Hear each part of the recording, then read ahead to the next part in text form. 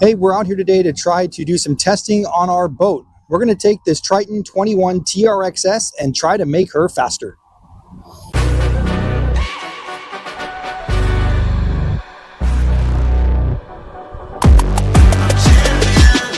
This ain't no regular thing. I came for the ring, you know what I mean?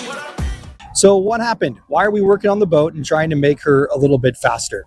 When I rescued this boat from Bass Pro Shop back in 2022, we got her home, we got her broke in, and she would run about 70 miles an hour, give or take just about a half a mile an hour. She was pretty consistent running that speed, and over the past 3 years with upgrades and some different things that we've done to her, she's gotten a little bit slower. When we had her out on Lake Shasta and we're also running through Lake Havasu and all of that, we were only able to get about 63 to 65 miles an hour.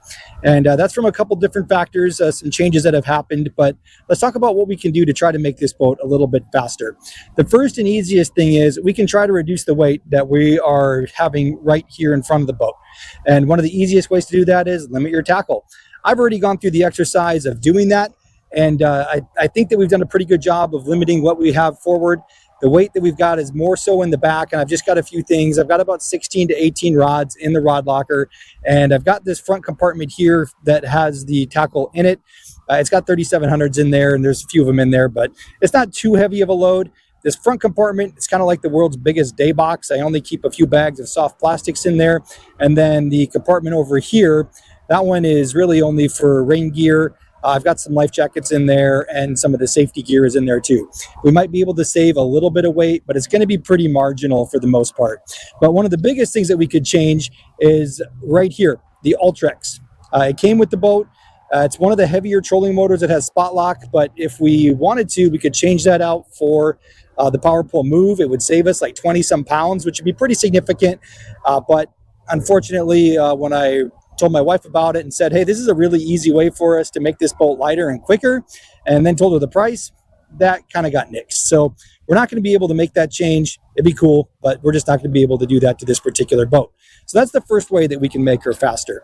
The second way is that we can try to generate more lift here out of the bow. So what happened was I changed out the batteries that came with it. She came with lead acid batteries in the back for the trolling motor.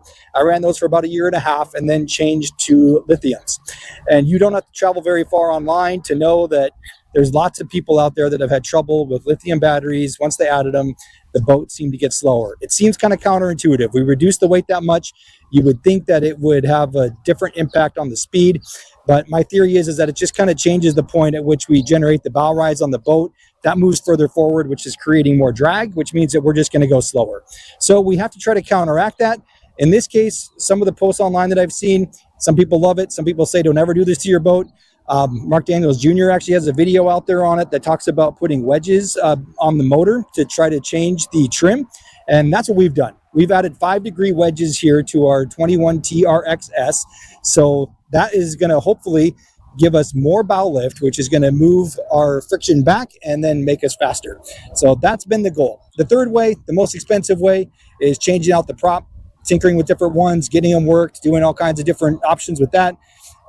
That's kind of the most expensive and complicated way to do it. So we're going to save that for like a very last resort. So right now, we're going to get ready to put her in the water. We're going to take her out here on the Columbia River and see if we have succeeded.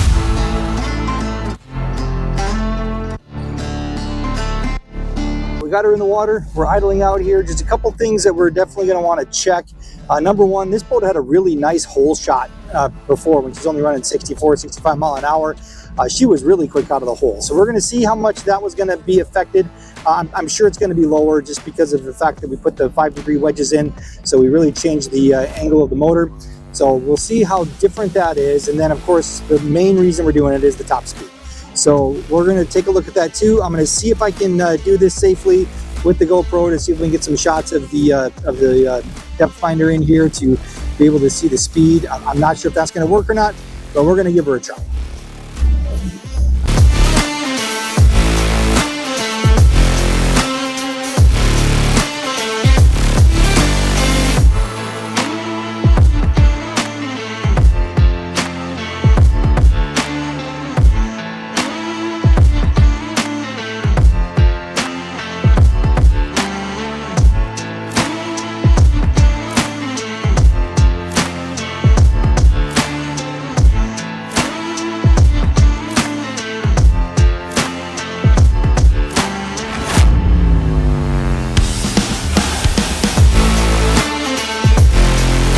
made it back here to the house, and I just wanted to wrap things up here. We're getting a few last minute details put together for the trip to Potholes in the morning, but I just wanted to kind of go over some of what we found out with the boat and how it ran on the river. So we were able to get the boat all the way up to 69.8 miles per hour on that very last run.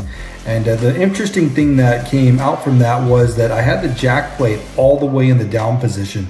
So that was all we had downward. And there is one more hole, it looks like, in the motor that we could bump the motor down. We're not going to worry about that right now. We may do that at a later time and see if we can get a little bit more speed out of it. But it looks kind of like we're almost at the point where we're going to have this. But even with the current pushing the boat, we were able to still get her almost to 70. And that's going to be good enough. That's about a 3 or 4 mile an hour gain, even when we're going to be on the reservoirs and not having any current with us. So I'm still pretty happy with the gains, even though we didn't quite get it back to where we wanted. So that's kind of where we're at with it right now.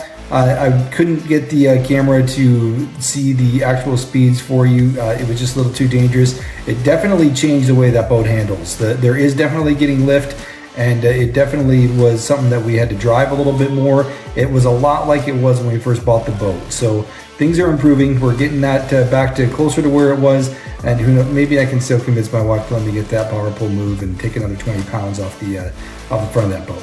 We'll give it a shot. We'll see how it goes, but for now, we're going to get everything packed up, ready to go to Potholes in the morning, and we kick off the tournament season this weekend out on Potholes Reservoir, so we are looking forward to that. And we'll catch you on the next one.